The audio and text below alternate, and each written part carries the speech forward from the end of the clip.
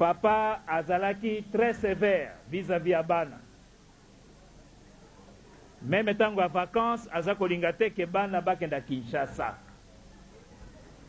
Ce que va Kinshasa et puis na ba papa, il faut bapesa bango mukanda ya présence. Car pour être tous les dimanches, ce qu'on kenda kanzabe ba noter que tango azalaki na Kinshasa, baza okenda kosambela. Donc bakoli na discipline moko incroyable. Ya ndenge papa de longa na tikala kawa balobi nezala sinziri yepe atikala koboko la bana pe mboka mobimba oyo. Sima na ba classe na ye awa papa akendaki ko se perfectionner pour na mécanique.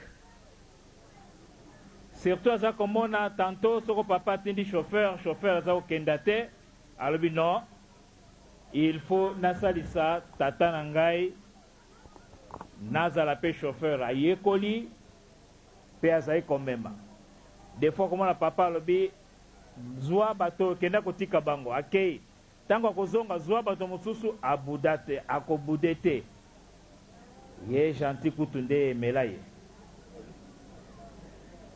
Papa akenda se perfectionner na minkondo. Na mbabambula 72, 73. Akioko se perfectionner sous na INPP. Kaka na cadre ya mécanisation.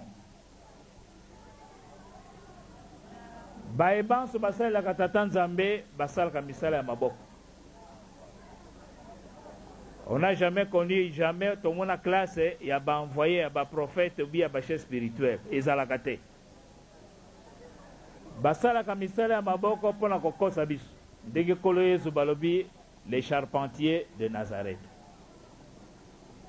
Santo Petelo o kolo Yesu atikala ki fungola mosala na mosala ni azai kosala ya kobomba mbisi. Papa mfumo longo papa diangenda avant kenda classe. Alakisaka ba camarade nae mboka ya sika, mokili ya sika, Yerusalem ya sika na 1928 azaki na 10 ans. Mais soki mama na lobi tokenda ko mana manioko.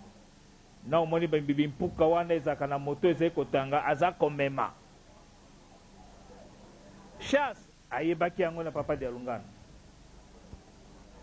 Papa diangenda kek na classe ye kuna scoutisme ye kaka. Awa pesa la ki chasseur.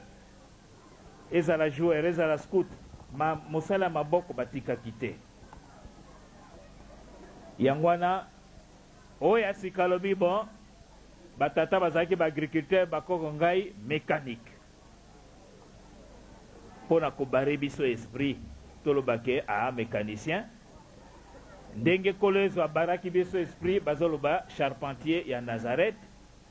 Dès papa Simon Kimbango a barré biso esprit les cultivateurs là, Mosai, Njazange et loko tout ça. Zokande ba bomba naka lokola koba a bomba naka na koki. Pour atala na no mala mokili ndenge ezali. Eh bien, papa na sévérité ba papa bazaki na yango soko likambo papa nkulutu. Ce que papa nkulutu alobi kende pe na papa leke baza kobanga papa leke kola kake famille nyonso soki papa leke aye mama na ngai moto na moto akozo komituna alobi est-ce que naza na motif pamba te papa diangenda miso ya pamba en tout cas obosani meme kotambola. Papa Simon Kimbango kiangani amiyebaki soki azali nani nguyi azalaki kosala tozopesa kaka exemple. Mokolo mosusu pamba te akenda na mayomba pona koluka vi. Papa diangenda lakisi alobi tango nazalaki na leta tala bisika bona manyanga tala bisika na mayomba nayebi ba place ba or ezalaki tout ça mais a indiqué ye papa Simon alobi en tout cas na komi riche akenda kona timula rien akozwa te. Tala ndenge nzambe abandaka ko compliqué baye atindaka bango. alobi asala misala bo moyen te papa na alobi bilanga yango na tambola na mayombe bayebi ye bisika nyonso bayebi ye makamu isi aza kosala yango me azali komikitisa mokolo nsusu na Chikapa azokenda kona baza kopesa ye kilo azali koteya totika mabe mokolo mosusu ase déplace ntango ase déplace mondimi moko mokonzi ya basorcier ya mokili mobimba abomi ye ntango abomi ye ye moko aye mpe na papa Simon alobi ngai moto nabomaki ye kasi naye kosenga bolimbisi donc tolingaka bokonzi tolingaka tozala soko président ya mouvement pasi ezali na kambo moto sombi voiture ase débrouiller aya kolakisa mpe na papa na monkoto diangenda siliki mpo na nini osombi voiture papa mpo na nini asombi voiture non ti acomplike voiture ekufi tata leke abomi voiture des fois akangi motema alobi non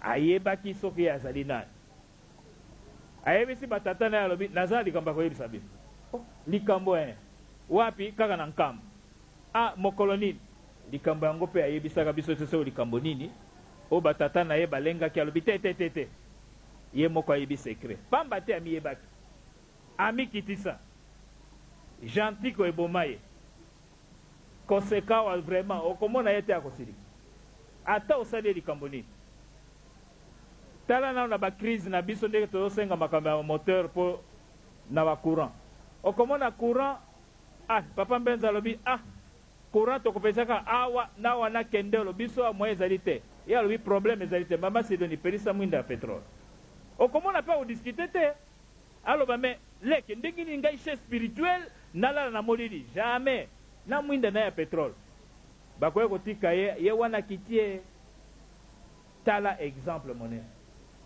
amiyebaki azali nani papa nkulutu asalaki nyonso alobi bana na beto bango mpe fo akotaka beko na ngombe papa Simon azali azokota na ye beko mpe ya sabe pamba te papa nkulutu na bambuta kalambwi na babuta Jean Sala simango abenga bobe il faut chaque samedi oyaka ale bana nyonso wana beko nga nazalaki mokonzi ya beko ya papa Simon Kimbangu Kianga lelo chef spirituel ntango nazoloba yaka tosambela yo sambela nzoka nde chef spirituel wana abombanaki kimbangisme oye ndenge bametre mosusu balobaka nzoka nde nazokoteya nzoka nde azali boyo tala exemple monene oyo apesi biso yango wana batata mpe bamama lelo tozali na esengo pamba te akokisi mbula 15 pamba te bokonzi oyo ya lingomba mpo na komema lingomba azwaki yango ntango akokisi 50 ans lelo aza na 55 ans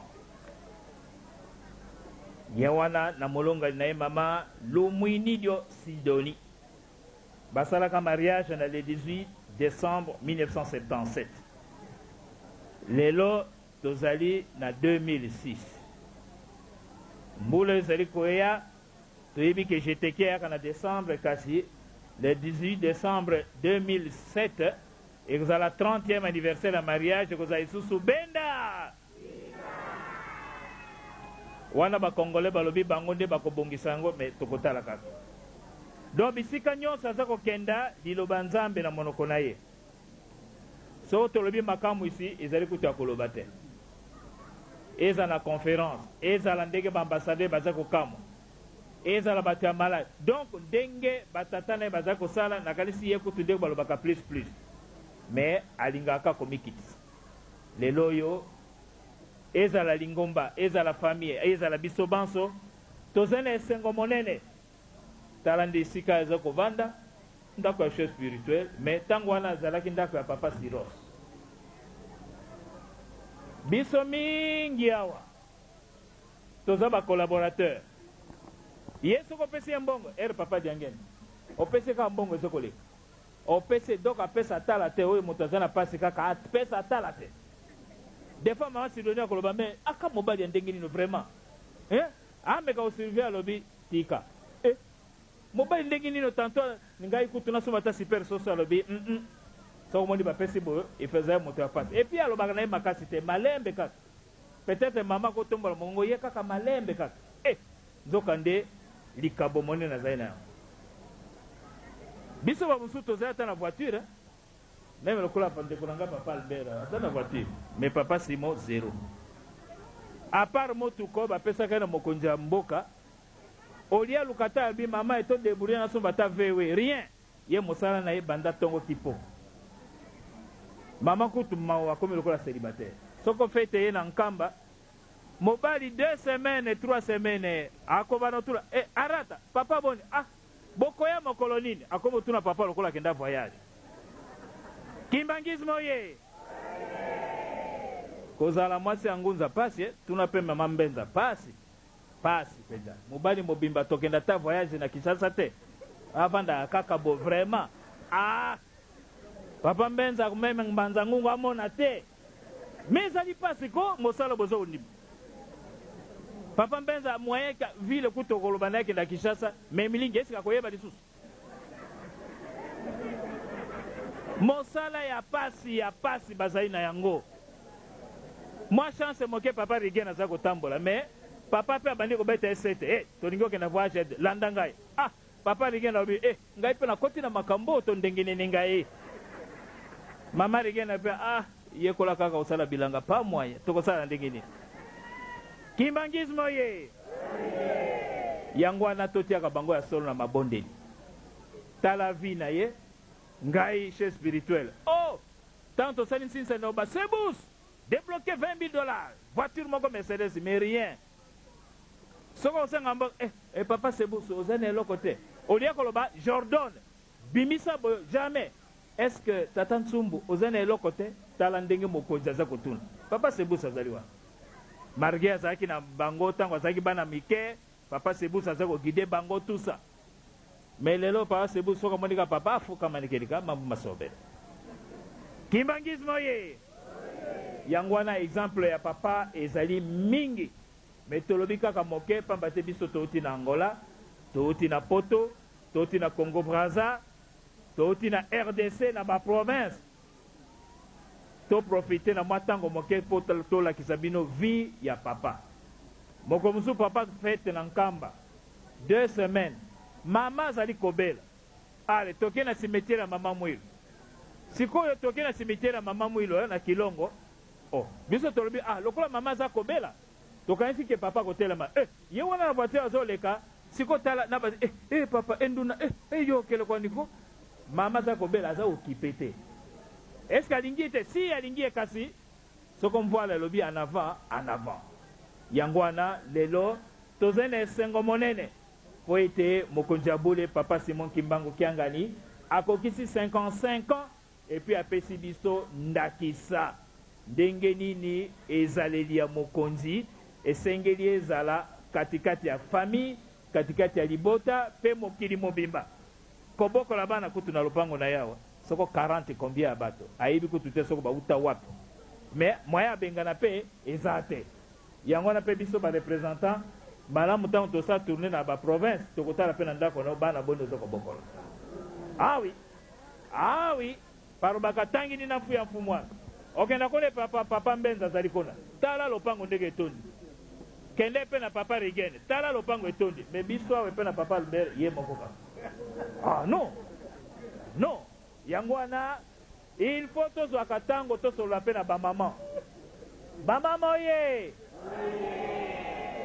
bino boya kaka na kado toke kuta na mama Sidoni toke kuta na mama Mbenza bopetaka yango masolo pasi nini oyo bazalaka na yango ya kozala molongani ya nganga donc nganga ya banganga nzambe ezali mosala ya pasi yango wana nyonso tozali na yango kokanisa teke soko oyo opesa papa kado awa toke kona epe na mama Sidoni ou bien mama Mbenza biloko nyonso basaki ya fufu ye papa kutu aliaka combien de grammes nyonso wana ezalaka biso tolekakawa na bana bazali kobokola yango wana lelo tozali na esengo monene avant toli yango na tolinga kolakisa soki papa moi parcours ya moke ezali mingi parcours ya salaki avant ete tokutana na yawa tobenga ye papa Simon Kimbangu Kiangani mokonzi abule o sango etambola mokili bombe na internet okomona bana musuba kwenda nkamba wapi papa Simon so mone ah papa Simon donc ekota duko ya liputa kutute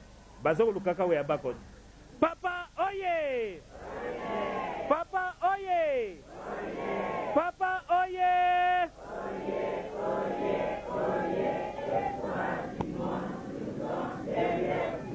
Eunwe Embazie Yangalala yango na kaka tozalaki nango mwa liloba po na anniversaire ya papa Simon Kimbangu Kiangani biographie na ye ezali kaka ndambu kaka moke tosilisi ndenge wana na kombe ya tata mwana pe molimo centre amen siko tokomi na ntango ya bakado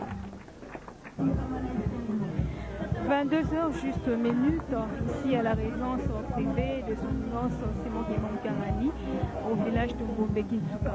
C'est l'heure à laquelle tous les fidèles kimbanguistes sont donc priés de rendre les cadeaux au chef spirituel et reconnu de l'église kimbangiste. Ouais, donc celle-ci c'est la première dame de l'église kimbangiste, maman Sylvie, qui est donc sa chère épouse. Et nous voyons donc la épouse du premier du conseiller, du chef spirituel Papa Mbenza Kiangani. Et nous voyons en troisième lieu maman la conseillère, donc la femme, épouse du conseiller direct du chef spirituel Papa José Kiangani, celui qu'on appelle le père commun par Papa Miguel. Papa Kieta, Papa Angélou, les deux responsables de l'église kimbangiste, l'un de Kamba et l'autre de Burundi, qui est donc le secrétaire de l'église kimbangiste au Burundi. Voilà donc à tour de rôle les responsables des dignitaires de l'église kimbangiste qui viennent remettre leur petit gâche, qui est donc le pain éternel pour aujourd'hui. À tour de rôle, on assistera donc à cette remise des cadeaux par lui-même, le numéro 1 de l'église kimbangiste, le bébé du jour, comme nous l'avions entendu dans le discours qui vient de passer tout à l'heure ici, le discours qui a été légué par Papa Mbote Mounzi, l'honorable Mbote Mounzi. Et donc c'est à tour de rôle que nous voyons les responsables de l'église kimbangiste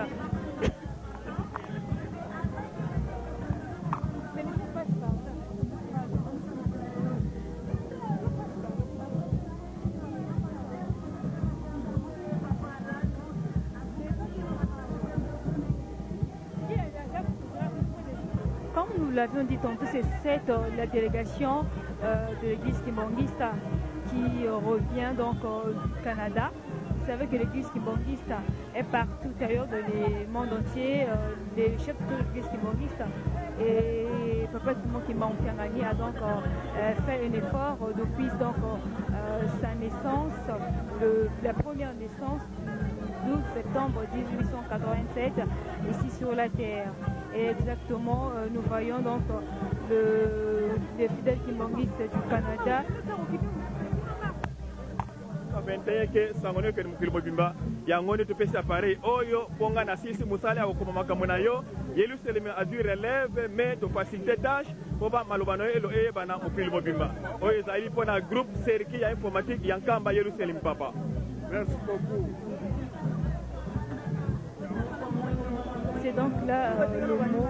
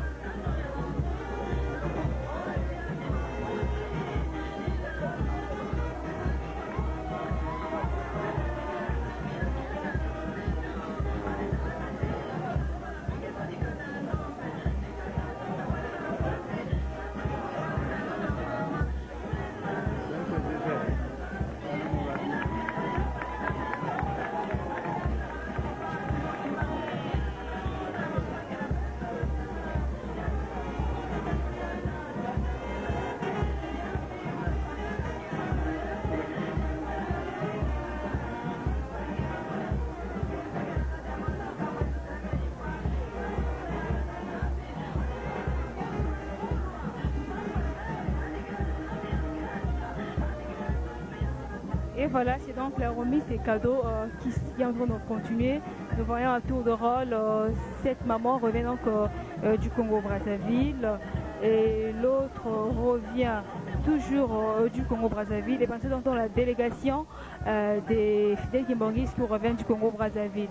Comme vous l'avez entendu, que cette fête de 55e anniversaire de la disparition physique de Papa Simon Kimbangu, fondateur de l'église kimbangiste, ce 55e anniversaire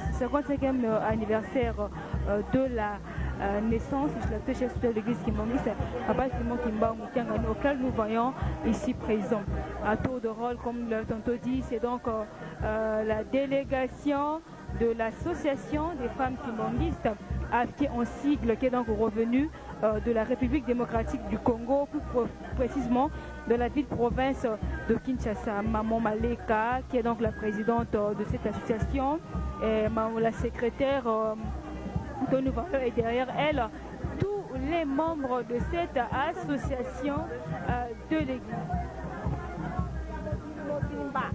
Natina ya mbotama na yo oye kobotama na se ya tango mpo na biso bato ya masumu kanisela bamama na yo pasi esili koleka maladi liwa makambo ya ndenge na ndenge papa yokela biso mawa kobosa na biso te papa na mokolo yango kotisa biso yokela biso mawa na kombo ya tata mwana pe Limo Santo amen.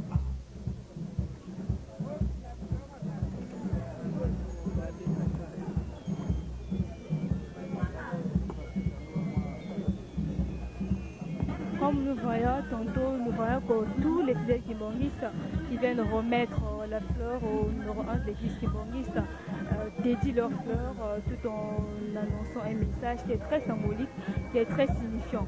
Tous les fidèles kimbongistes savent que le chef de l'église kimbongiste a tout.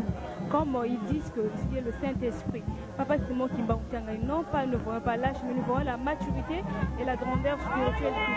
Ce même Papa Simon Kimbangu qui a fait 55 ans aujourd'hui, c'est 12 octobre 2006, dont nous la célébrons cette fête le 16 octobre 2006 ici dans la résidence privée, dans sa résidence privée.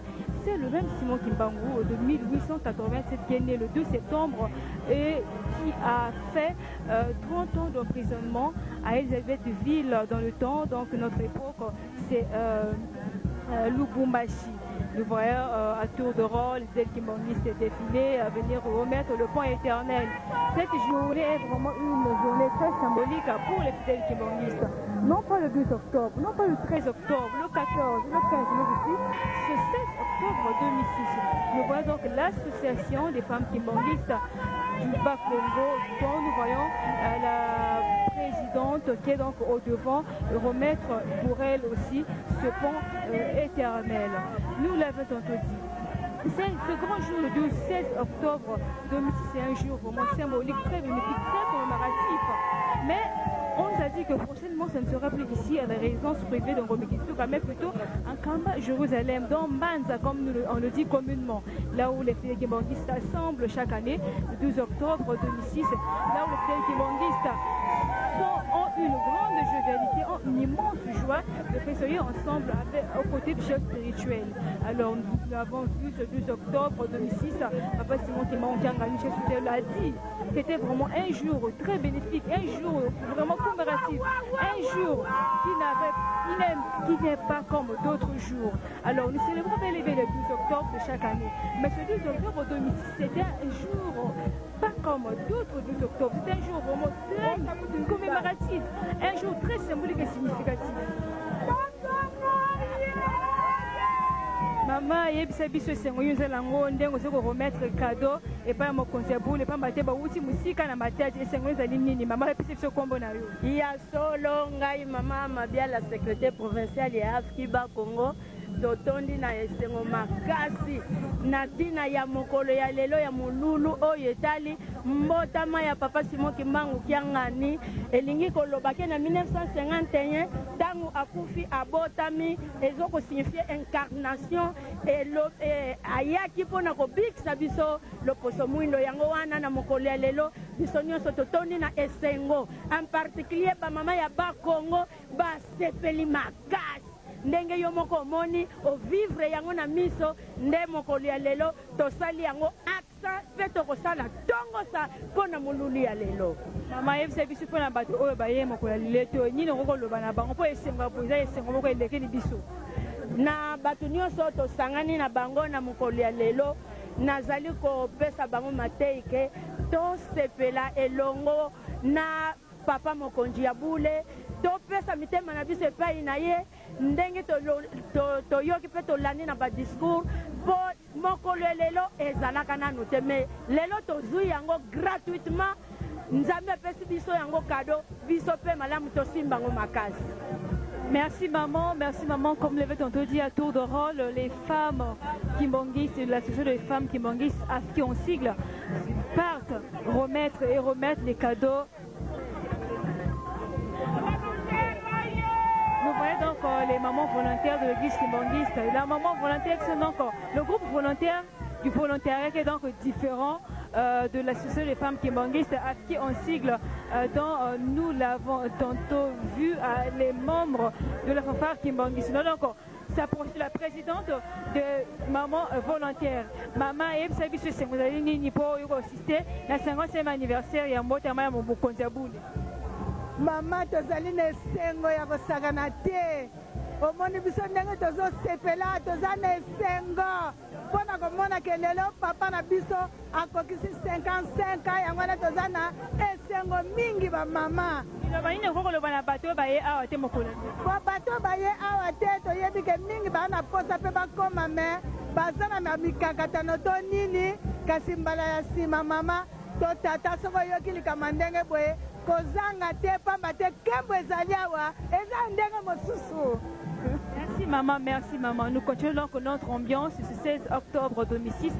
Il est exactement 22h passé de 30 minutes ici à la résidence privée du chef spirituel au village d'Ongombe Kinsuka. Nous avons donc vu à tour de rôle les femmes de l'association des femmes kimbongistes qui ont cible ainsi qui résident ici en Kamba, à Nouvelle-Jérusalem, là où bien sûr réside le numéro 1 de l'église kimbongiste, son éminence Simon Kimbangu Kiangani. Nous voyons donc à tour de rôle les fidèles kimbongistes venir remettre leur point éternel auprès de son éminence Simon Kimbangu Kiangani pour commémorer ce grand jour de festivité, ce grand jour très symbolique, ce grand jour très bénéfique dans le monde entier. Ce grand jour qui signifie, qui dit de beaucoup pour les fidèles kimbongistes du monde entier. À tour de rôle, nous voyons donc la remise des fleurs, d'un bouquet de fleurs. Ce sont donc les mamans kimbongistes, qui vivent ici en Kamba, à Nouvelle-Jérusalem. Tous les groupes se sont unifiés, tous les groupes se sont réunis en un seul lieu pour commémorer ce grand jour de 16 octobre 2006.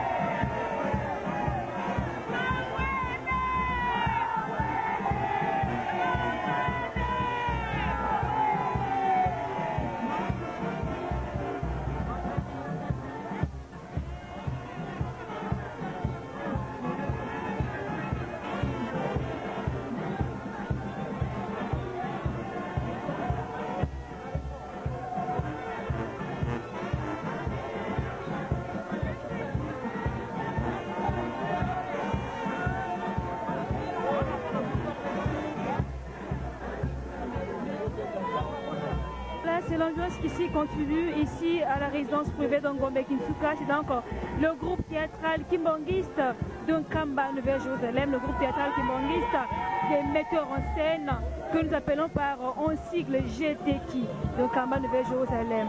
Ils sont venus remettre, comme vous le voyez vous-même, un bœuf, peut-être disons un mouton, auprès de ce Simon Kimbangu, qui est donc pour eux un pont éternel.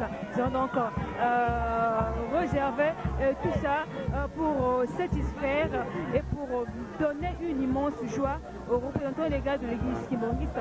Son éminence Simon Kimbangu Kiangani.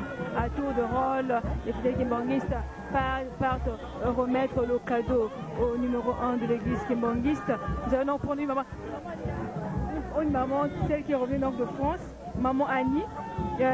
Tungo pesa biso mona yo nini ya mokolo lelo fete mokolo lelo tali esengo e pa na biso bandimi yo uti poto olobi nini mama tozali na esengo monene koleka ya koloba te pamba te mokonzi ya milimo na biso mokonzi ya bomoi na biso akokisi 55 ans donc ezali esengo ya mingi na boyei na biso kati na bomoi na biso mama likambo ya koloba mosusu ezali te pamba te donc esengo etondi mingi na motema pamba te boyei na ye na mokili ebikisi biso esikoli mokili mobimba okokoloba nini ntango ozonga kuna koloba nini na baninga na yo oza na poto oyo bayei esika oyo te nakoloba na bango esengeli na bango koyaka na bafeti ya papa il faut koyaka koya kovivre yo moko ya kovivre esengo oyo ezali kati na mboka ya Yerusalemi pamba te biso bato tokuteli na esika yango tomoni ete tozwi eloko mosusu ya motuya oyo bango bazangi. Okay. Merci Maman Annie, merci à Maman Annie. Nous voyons donc à tour de rôle, nous avait encore dit, celle qui Kimbangui c'est venir remettre le point éternel, leur cadeau auprès de numéro 1 de l'église kimbangiste. Son éminent Simon Kimbangu. Son éminent Simon Kimbangu n'est pas seulement un simple représentant légal, comme nous le voyons dans plusieurs églises. Bien sûr que oui, mais il est plutôt le Saint-Esprit, le bon Dieu, le créateur de l'homme, le créateur de l'univers. C'est lui qui a fait le monde entier, lui-même tout entier plutôt, ça se repose entre ses mains. Raison pour laquelle pour aujourd'hui, les fidèles kimbangustes n'ont pas seulement une simple joie, non pas seulement une simple joie, mais plutôt une joie qui compose beaucoup de statuts, une joie qui a beaucoup de composantes, à savoir la première, c'est celle de savoir que Papa Simon Kimbangu le Saint-Esprit, sans lui, l'homme, le monde ne serait rien. Sans lui, l'homme ne serait rien. Sans lui, pas sans lui, l'humanité ne serait rien. Et sans lui, le destin ne sera absolument rien.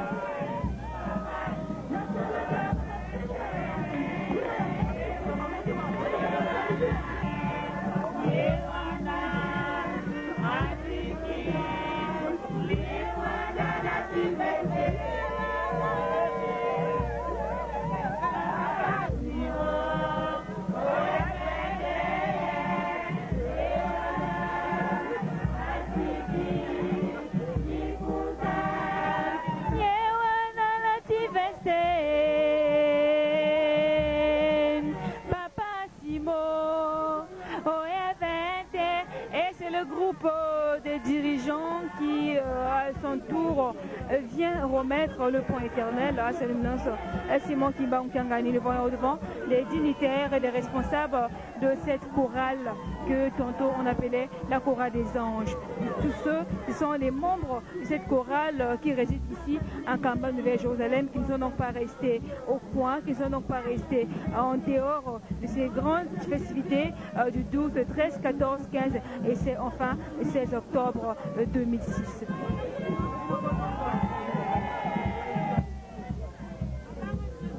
Papa Makaya, yo ozali mokati na mokonzi ya chorale des gens ayo kotika fololo epa mokonzi ya bule yebisa biso esengo ezali nini mpona mokolo ya lelo.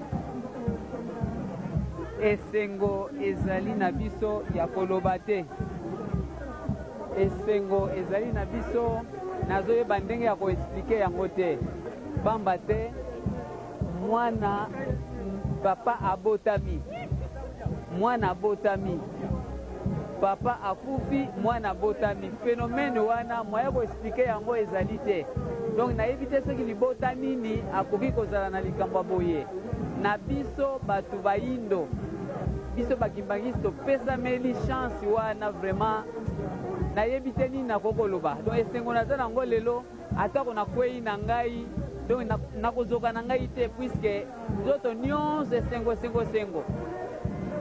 liloba nini esi okoloba na biso bakimbangisi liloba ya suka na kokoloba ete biso bakimbongiste tomeka kotosa ndenge bapapa na biso baza koloba ete totambola na bolingo mibeko misala mpo ete tokoka komerite likabo oyo tata na biso abongiseli biso.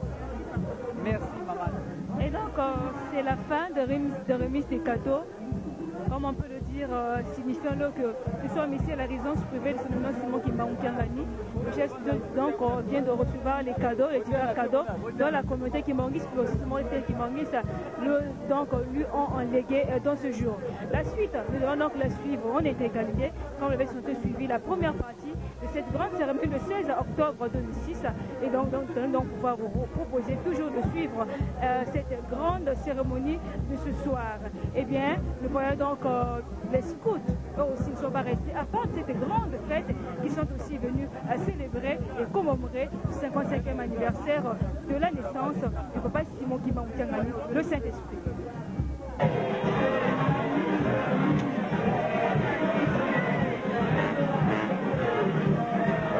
De se lever ici, qui est en train de saluer les fidèles de l'église Kimbangu qui sont venus un peu en retard. Ils sont venus remettre de leur côté le point éternel qu'ils ont pu réserver pour ce grand jour de 16 octobre 2006.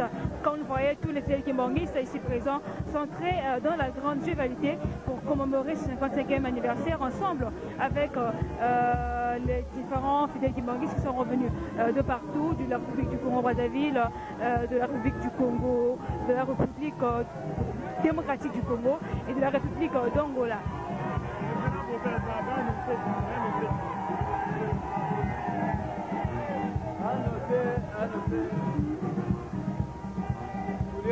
C'est la fête qui continue ici à Jérusalem, à la résidence privée de son éminence Simon Kimbangu-Kiangani. Les fidèles kimbanguistes sont donc dans la joie pour commémorer ce 55e anniversaire qui date que c'est pour la première fois que cette grande cérémonie se passe ici à la résidence pour le chef spirituel, mais je pense que c'est là donc pour la dernière fois. Pour une autre fois, elle se fera donc ensemble avec toute la grande communauté kimbanguiste du monde entier. Les 7 millions de fidèles kimbanguistes qui, par le numéro 1 de l'église kimbanguiste, les dirigent, ne sont pas ici, mais le monde nous promet que...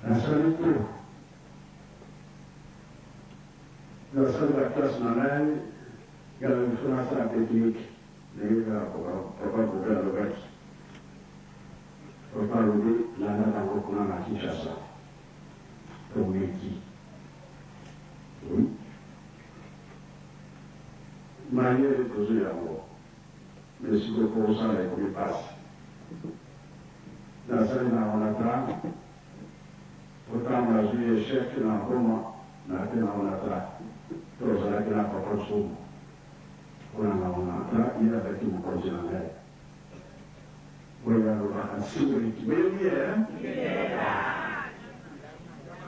tamaji yewa na tregela unatra na vila mesimite yemo ko papa ya rubebo na confier na maboko ya Mendes de Mendes kama tinga ndio kuibana tuna papa njelo arawana tosaki na 13 na 4 na nimete na papa njelo ya wale okele na Randulu na Kasai partout mais ça possible bater ce que papa yobina ngai na saraki na leta kwa na baba fumalo mungu kusekana azalite yango abana koma boye na soka kuliboso bakande na ngana azalaki na ngo papatu munani ile batu ya boso na songa ku sima na yo kusoma piko epa ya vede book azalia muka mukio sumba kama royo yo sumba Pick-up 404. Même le groupe de la Somme qui pique peut pas aller dans Brazzaville. Donc, on est dans le roi, il y a beaucoup de ça. On peut pas oublier la police américaine. D'ailleurs, nous sommes à Passade. Voiture Passade.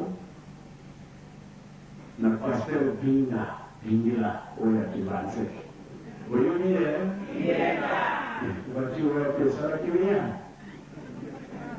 Wajar taksi, esok keluar tu, mayu lagi. Nama Yombe, wow. Nama Yombe, nama Ma, tu dah boleh beri, mais de l'autre côté. Itu perusahaan kayak gini. Nah, si bapak awan kamu. Itu periode lagi ke Napa Congo bule za kate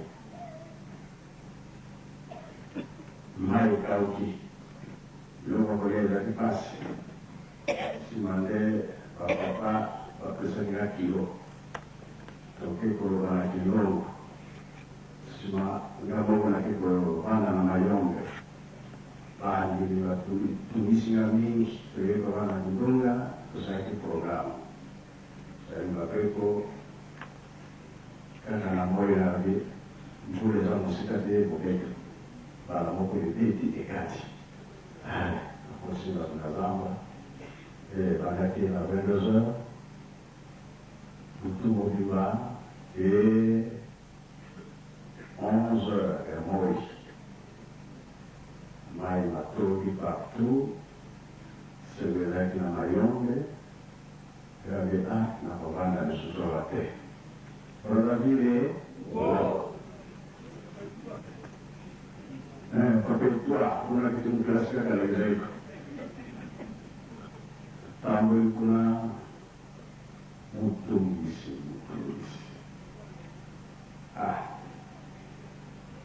Atau orang tahu di mana apa yang jadi malah, kerana boleh berbagi apa. Yo me enamoré de una banda, camarada nadie, que la capa de taller, ya que botica camarada nadie, taller buena, si la fuera de la gana, no